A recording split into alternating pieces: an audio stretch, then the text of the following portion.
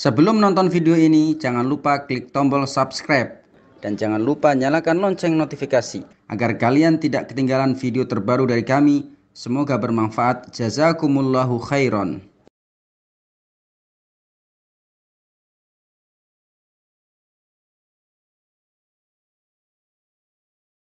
Imam sedang duduk tawaruk, betul nggak? Ya. Sedangkan kita sebenarnya belum waktunya tawaruk. Ada dua pendapat para ulama, ya. Ada ulama yang mengatakan bahwa dia duduk iftiros. Alasannya apa? Karena sebelum tawaruk dia harus memenuhi urutannya, yaitu harus iftiros terlebih dahulu. Bagi dia adalah iftiros ya iftiros, ya. Itu pendapat pertama, ya. Jadi dia tetap iftiros karena dia belum sampai pada waktunya tawaruk. Tawaruk ya untuk imam dan orang-orang yang sudah sampai.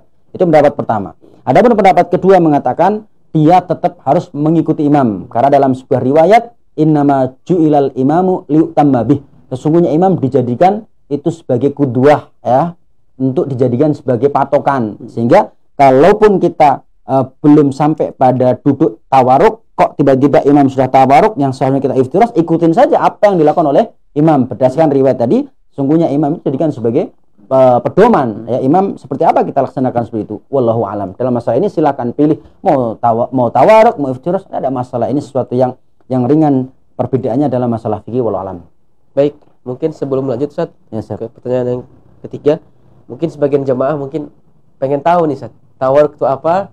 Iftiros itu apa? Silakan singkat aja. Singkatnya adalah duduk iftiros itu kalau orang disebut tahiyat awal, ya, yang kakinya tidak di apa sih namanya ini, betisnya tidak didudukin, ya. Itu iftiros. Iftiros itu tasyahud awal. Kalau ada dua tasyahud. Kalau tawaruk tasyahud akhir gitu saja, ya. Orang kalau dijelasin kalau iftiros ya harus tahiyat awal, kemudian tawaruk tahiyat akhir. Wallahu alam. Baik, kita lanjut saja. Siap. Pertanyaan yang ketiga, apakah ada perbedaan antara sholat subuh dengan sholat fajar? Monggo Ustaz. Nah, sholat subuh, sholat fajar di dalam nas-nas hadis itu sama, ya. Sholat fajar disebut sholat fajar ya karena di situ ditandai dengan munculnya fajar. Sholat subuh ya sholat subuh, ya. Ini dalam hadis, di dalam riwayat tidak ada bedanya, hanya sebagai pengistilahan saja, sama saja, ya. Baik, Masya Allah. Nih Ustaz, terakhir Ustaz, ya. Ini ada kaitannya dengan pembahasan amin tadi Ustaz. Ya. Ustaz, apa hukum mengucapkan amin bagi makmum ketika khotib berdoa pada khutbah Jumat? Oke, siap. Maka Ustaz. Masalah ini juga pernah ditanyakan, ya, dan setelah saya kaji-kaji bahwa ada ulama yang mengatakan boleh, ya, mengamini tapi tidak mengeraskan, ya, dilirihkan saja, mau amin amin amin seperti itu.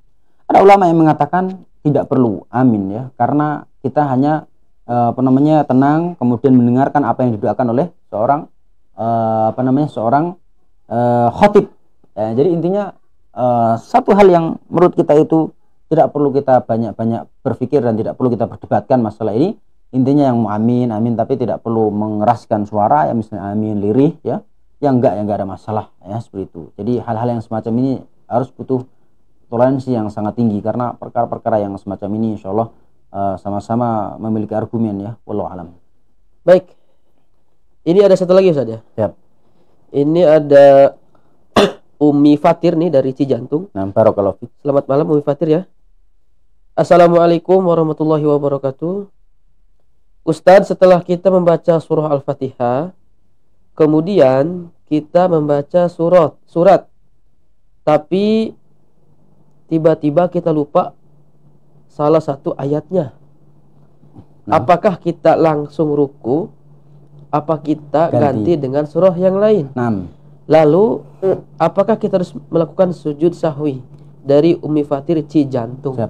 Kalau kita melaksanakan sholat kemudian membaca surat, ya, lalu kemudian kita lupa salah satu ayatnya, boleh langsung kita ruku, ya. Ingat bahwasanya membaca surat, ya, setelah surat Al-Fatihah, yang Al-Fatihah saja diperdebatkan para ulama. Adapun surat setelah Al-Fatihah ini adalah sepakat para ulama ini adalah hukumnya adalah sunnah. Sehingga ketika kita lupa langsung saja kita ruku boleh, ya. Misalnya baca amma yatasaalun anin nabail azim alladzi hum fi mukhtalifun, lalu kemudian lupa. Sudah langsung ruku. Dia udah baca tiga ayat misalnya, tidak ada masalah.